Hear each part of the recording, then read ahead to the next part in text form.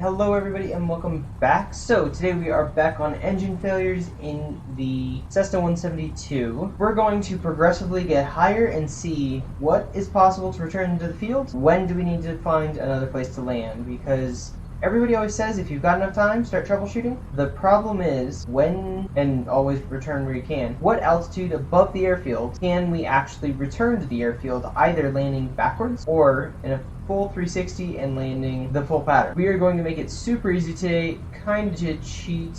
We're going to set our altitude to 6,500, so pattern altitude is going to be 7,500. That's not actually the altitude of the airfield, though. In a way, it kind of bugs me. Airfield's a little over 65. It's at 66. So we could do 66, which is not a bad idea, because getting used to the airfield altitude here would be a phenomenal idea when I plan on flying out of here. So 65, 66. 5 increments, which means those are 20 apiece. 5, 60, 76.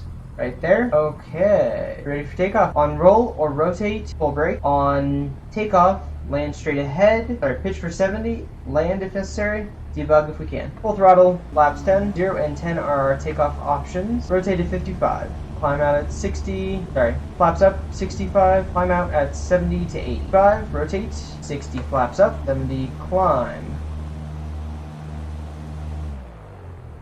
Engine failure, pitching for 70 knots. Landing straight ahead.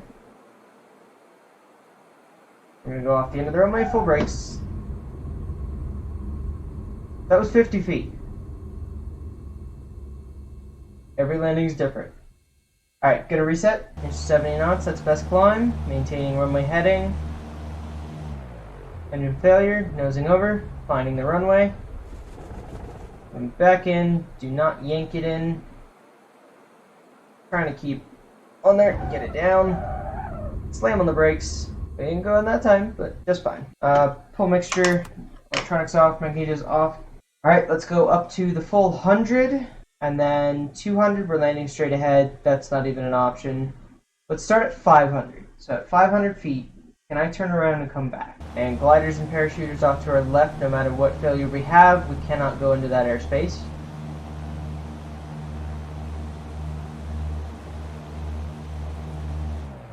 Engine failure. Academy Tower. Engine failure on takeoff. And the trucks, there's no way to make that. We just don't have the airspeed, we don't have the angle, we can't even make the turn. So, 500 feet, pick your landing zone. I don't know, if I hit it harder, we might have been able to. Try that. If I just throw it straight around, can we do that? I'm a little dubious on this one. I don't think we can do 500. Engine failure. Academy Tower. Just violently yanking it around. Not violently, smoothly, but excessively banking it around. We can turn around. 70 knots, we cannot make it back even to a taxiway. So, we are landing short. We just don't have it. But we'll be on airport property, so they can at least roll the trucks for us. I doubt that's even feasible to just roll back onto the roadway. Alright, let's try 600. Gonna really yank it around like that. Problem is, I see inefficiencies and I know exactly what I need to change. So 500 again, because I could have done better. We were not at optimal speed the entire way. I want to know if it's possible, not if I can do it, if it's possible. Because on my best day, I might be able to do it. My worst day, I'm landing straight ahead. Engine failure, pitching forward, rotating around. Don't want to be doing gigantic movements. We really want to be leaned over, but we're eating airspeed like crazy.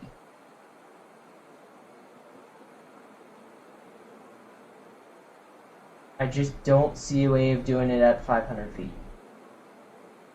You can come back to the airport, but that maneuver, if not done correctly, 55 is our stalling speed, I believe. No, it's 45. Definitely 55 with no flaps. Definitely 55. So, 500 feet, we cannot do it. Let's see if 600 is possible. Engine failure, pushing over. Flying as coordinated as possible. 70 knots. Now, the coordination and our airspeed are key. Runway in sight, maintaining 70 knots.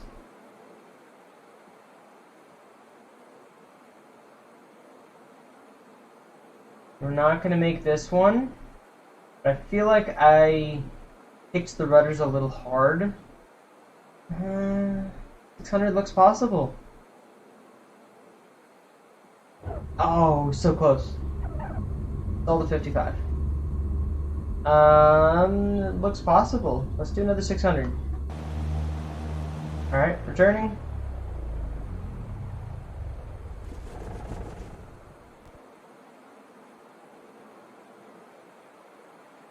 Looking for those 70 knots. Not flying it properly. We're discoordinated just a little bit, and that is costing us speed and altitude. Really a numbers game at this point. I don't think we can technically make that. I just flew it too inefficiently. So the margin at 600 is just tiny. So realistically, until we hit pattern altitude, we should just find a better place to land. Because that's not going to work. Alright. Resetting, changing altitude up to 700 feet. Failure, pitching for 70. Making our turn, keeping her coordinated. 70 knots. Still discoordinated. 70 knots, come on. We're there. Have no engine controls, so keeping our hands on the stick for precision movement would be ideal. A little high. So we do have time. Maintain that 70 knots. Landing is not necessarily assured. We're going to come up a little short, but we do have time. Let's try the aux tanks. Starter. Hehehe. Hehehe. I knew what it was. Anyways, that is the case of a mechanical fuel pump failure, which we did have time to debug, so above 700 or 800 feet. Coming back is not necessarily a good landing option, but we have some space to work with in that case. So, anything above 700 is feasible to come back. Below 700, so anything above 7,200, feasible to at least turn around and get ourselves closer to the airport where the emergency services are. Anything, now this is going to depend on if there are berms around the airport, stuff like that. If there's just no terrain to land short, don't do it. If there is terrain to land short, it might not be a bad idea. Yeah. Let's see at what altitude can we guarantee make it on that failure. Engine failure, pushing over, turning around, pitching for 65 knots, keeping her as coordinated as possible.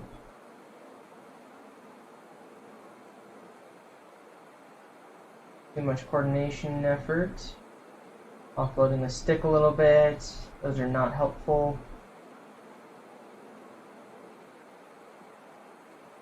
And go a little bit more on the altitude. Does not look like we can actually make it back. Yeah, we might be able to.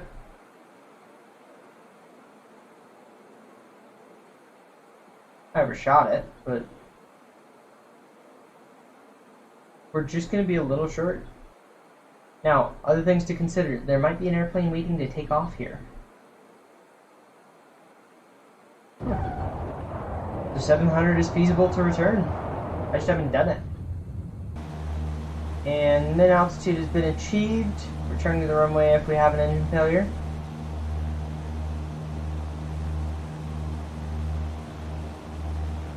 Engine failure.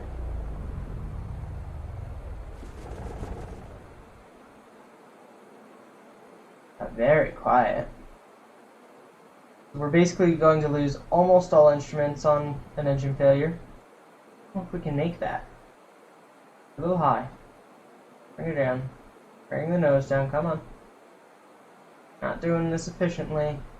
Yeah, there's a little bit of left to right crosswind. That's why we keep crossing over.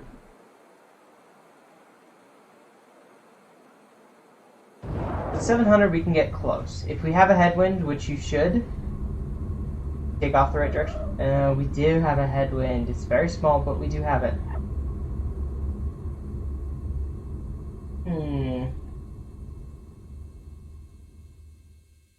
I would say 800 probably. Let's try that. Returning on engine failure. We have failure. Reaching for 70. You really have to haul on the stick here. Looking for 70. Only 70. No other number matters. 70 knots. And we're going to use in-ground effect just to get us that last little bit. Flaring. Using ground. We can make it at 800 feet. Really had to... So, tried a different technique there. Turning lowers the nose much more efficiently than pushing forward does. So we lost about the same amount of speed, but we were already started into our turn before that happened. So I want to try 700 again, but we know 800 is a solid number to be able to return.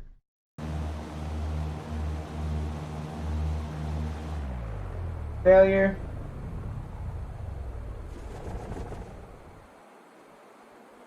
All in on that stick. We're going too fast. I pitched too far over. Lined up. 70 knots. Give me 70. This looks feasible. A little slow. Weird flying airspeed. That's really what I'm caring about right now. The runway is kind of a periphery at the moment. If we land a little off in the grass, I don't care. Ideally, yeah, we want this perfect. Oh yeah, there's 700. I think we got the technique down. Rotate and just roll the airplane straight into the turn, let the nose fall. Yeah, and that's a 75 knot climb out speed. Anything else, we're just landing forward. We don't have the energy. Now that I got this to work though, let's go back to 600. And 55 knots, rotate. Off the ground, tap the brakes, gear up if possible. 70 knots, holding, climbing out. We're looking for 7,500 pattern, 7,550 for pattern altitude. Anything above 71, we return to the airport on engine failure. Anything below, we land straight ahead. Now, one of the hard things about this is an area of trees. There are trees everywhere. It is cleared around the airport, but everything else is trees everywhere. So that is definitely something to keep in mind. A left-hand turn onto the major road could be a potential possibility. We might sidestep over there if we needed to. Engine failure, turning. Keeping her coordinated. Going for those 70 knots. I mean, dope, we're over pitching a little bit. Whoa. We're lined up for the other runway. So technically the one that we took off on is that one to the right. So we are landing slightly displaced backwards. It actually looks possible. Like, we just made the runway. Not the same runway. We made runway next to it, which is plenty feasible. I think this is the one that the Twin Otter uses for skydiving. But this is plenty feasible. I bet this could be the general aviation and they use the other one for the Twin Otter. I don't know.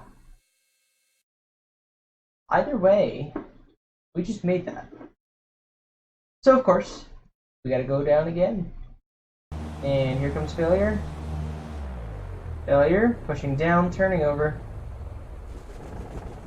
Hauling back, we're going 70 knots. We are really hauling back on this thing. We're lined up straight for the other runway. Now, one consideration that we have for this is this runway needs to be clear. If we're doing, there won't be a parallel takeoff, but there might be one after us. If we come back down to land, there might be an airplane right here.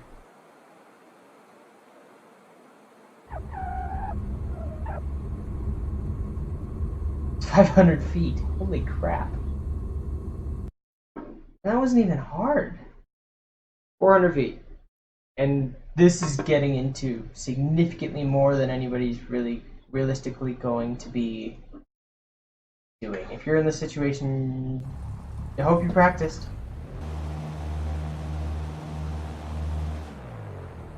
Academy 244, engine failure on takeoff, returning to the parallel runway.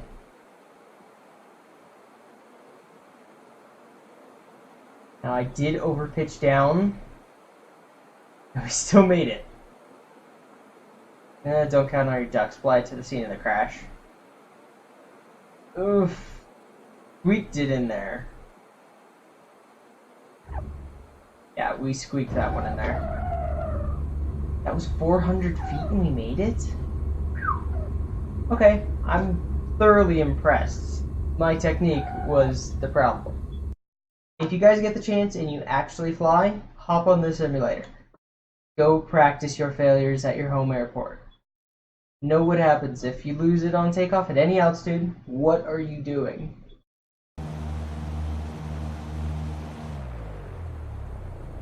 Academy Tower, Cessna 244 Sierra Papa, engine failure on takeoff, returning to the parallel. Not good technique there. Not even slightly.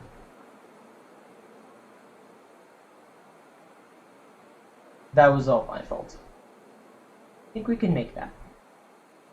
I think 300 is feasible. I don't know if you guys remember the last video, but 300 was not even a thought previously. Realistically, as long as we can get turned around, 300 feet is plenty feasible.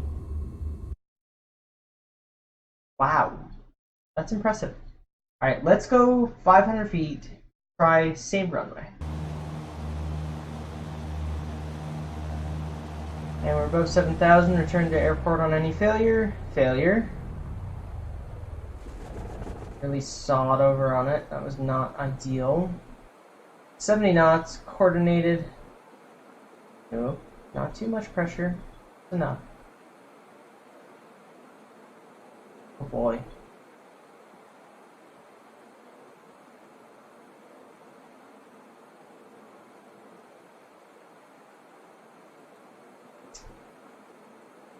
At this point, I'm not flying the airplane to a stall, I'm flying the airplane to a runway.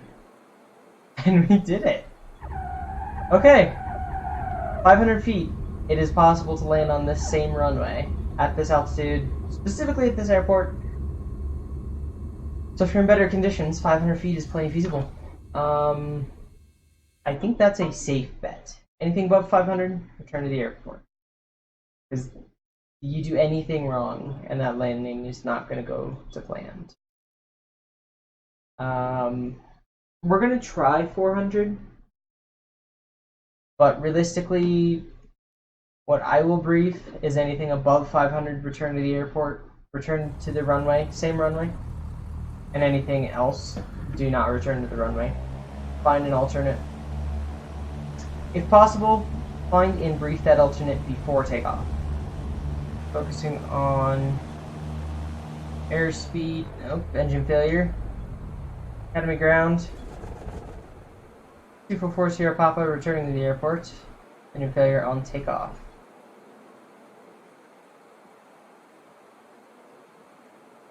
I think we can land on the parallel, but I'm not holding my breath for the same runway. No. I'm not even going to try it. In the real world, this would be a no-go, not even non-starter. Pick another place to land, you're not landing there. Yeah, the problem with this type of landing is that we just crossed the takeoff path for the other one. We're landing backwards on the active runway, and we're crossing the glider runway. We just ended up in the parachuting zone, and there are a lot more operations going on than what we're doing. So this is not a feasible return to be landing at 400 feet. So 500 and above, return to the airport as long as the runway is at least 4,500 feet. So, if you guys liked this, definitely like, subscribe, come back, because we do videos like this twice a week. I hope you guys enjoyed it. So, we will see you guys in the next episode. Stay tuned for that one.